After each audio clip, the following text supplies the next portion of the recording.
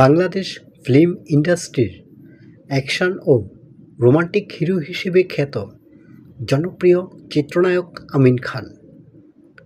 চলচ্চিত্রে অভিনয়ের ৩ দশকেরও বেশি সময় পার করেছেন এই নায়ক। ১৯৯৩ সালে মোহাম্মদ হোসেন পরিচালিত, সোনি কথাচিত্র প্রযোজিত অবুঝ দুটি মন চলচ্চিত্রে অভিনয়ের মধ্য দিয়ে ঢাকাই চলচ্চিত্রে তার অভিষেক হয়।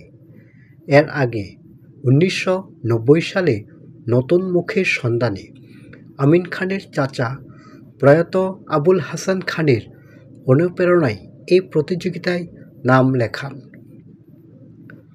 ১৯৯২ সালের ২৪শে ডিসেম্বর আমিন খানের জন্মদিনে তার প্রথম চলচ্চিত্রের শুটিং শুরু হয়েছিল এবং শেষ হয় ১৯৯৩ সালের ২৯শে জুলাই। ১৯৯৩ সালে ১লা অক্টোবর সারা দেশে ৮০টি সিনেমা হলে অবুঝ দুটি মন চলচ্চিত্র মুক্তি পেয়েছিল।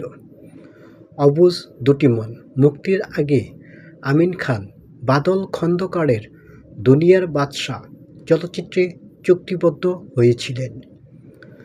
তার তৃতীয় চলচ্চিত্র এফআই মানিকের বীর সন্তান প্রথম চলচ্চিত্রে তার নায়িকা হিসেবে ছিলেন চাঁদনী।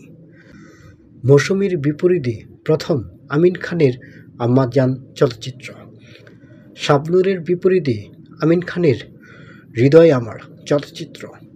পপির বিপরীতে একই পরিচালকের তোমার জন্য ভালোবাসা এবং পূর্ণিমার বিপরীতে বাদশা ভাই কাল্লু মামা চলচ্চিত্রে অভিনয় করেন। এরপর তাদের সঙ্গে আরও বহু আলোচিত চলচ্চিত্রে অভিনয় করেছেন এই চিত্রনায়ক। আমিন খান অভিনীত উল্লেখযোগ্য চলচ্চিত্রের মধ্যে রয়েছে তোমার আমার প্রেম, ঠেকাও মাস্তান, মুখোমুখি, ফুল নেব না অস্ত্র নেব, হৃদয়ের বন্ধন, বিপজ্জনক, টোকাই থেকে হিরো, মরণ কাবর, চাকরের প্রেম, বিরোধী দল, আজ গায়ে হলুদ ইত্যাদি। চলচ্চিত্র অভিনয়ে দীর্ঘ এই পথ চলার প্রসঙ্গে আমিন খান বলেন, শুরুতেই মহান আল্লাহর কাছে অসীম কৃতজ্ঞতা। আমার বাবা মায়ের প্রতি কৃতজ্ঞতা, কারণ তাদের কারণেই এই সুন্দর পৃথিবীতে আসা।